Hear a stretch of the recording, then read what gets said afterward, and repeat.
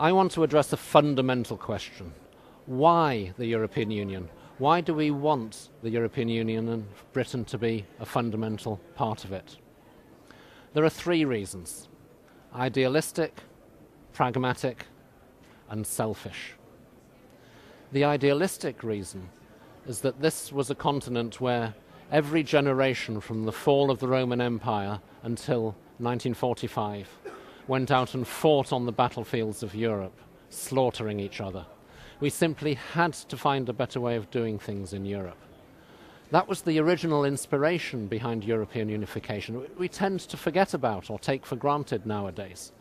But creating and keeping an area of stability and peace in Europe is still one of the fundamental achievements of the European Union.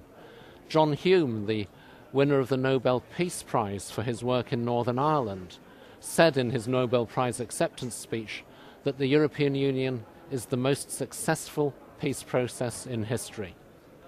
We forget it at our peril. The second reason is pragmatic.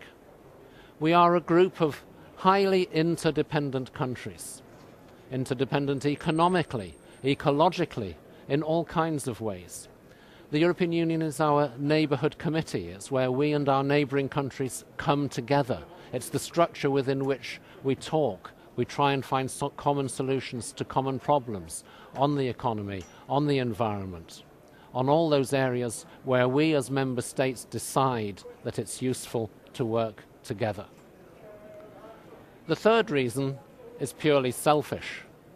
Britain is a trading nation. Nearly 60% of our trade is with the rest of the European Union. We actually export more just to Holland alone than to the whole of the Commonwealth added together. We sell more today even to Sweden than to China, despite the rise of China. Now that is vital for our economy. It is vital for jobs in Britain, 3.5 million jobs nationally, 320,000 in Yorkshire and the Humber depend on those exports. It is vital that we are in there and that we have a seat around the table where the common rules for that common market are thrashed out. So for all these reasons, idealistic, pragmatic and selfish, we want a well-functioning European Union, and we need to be in there defending our corner, arguing our case in the European Parliament and in the Council of Ministers. That's why next year's elections to the European Parliament matter so much to each and every one of us. So, how does it work? Well, we've all heard of the European Commission, which is the central administration of the European Union. Some people think that that is a huge, powerful bureaucracy that decides everything. Not true. For a start, it's actually very small. It has fewer people working for it than Leeds City Council. But more importantly, it does not have the decision-taking power. It simply makes proposals.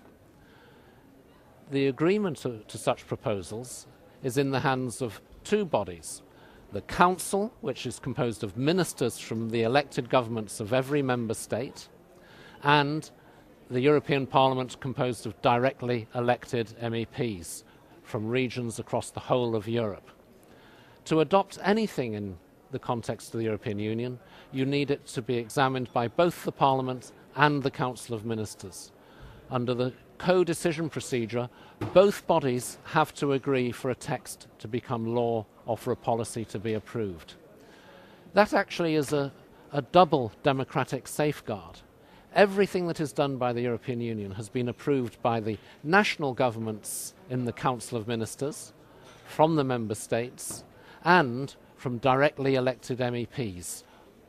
Nothing is imposed from Brussels, as some newspapers would have you believe. The Brussels bureaucrats do not have that power.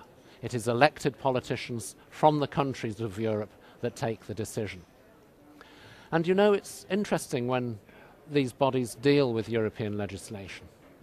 When it's in front of the Council, the ministers, the media looks at this as if it's some sort of gladiatorial combat between countries. You know, did Britain win today, or were we outmaneuvered by the French who made a deal with the Germans and the Irish stabbed us in the back? It's not like that. Those very same subjects when they come before the European Parliament, you hardly ever see all the members from one country voting one way and all the members of another country voting another way. No, we divide politically, not by nationality, and that is the reality of the choices we face. Just think about it.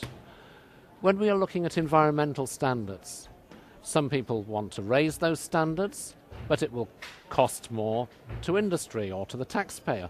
You'll have people on both sides of the argument in every country. It's not that everyone in France thinks one thing and everyone in Britain thinks another. Of course not. These are political choices, political divisions that are shown up in the Parliament and that are hidden away in the Council of Ministers. But together, the Council, where ministers defend national interests as seen by the government of the day, and the European Parliament, directly elected and fighting political battles and looking at things from a philosophical and ideological and policy-making perspective, the two of them together offer quality control, a double check and balance in adopting European legislation. That too is why it's important that you have good MEPs that work hard, do their job, and I would say this, of course, as a Labour MEP, that are keen to have high standards and fair rules for our common market. Common rules for the common market on consumer protection, on environmental standards, on employment law and workplace rights, to make sure that this market works effectively and fairly. That's what we stand for, unashamedly. We want this union to work, we want it to be fair, we want it to benefit its citizens. Thank you very much.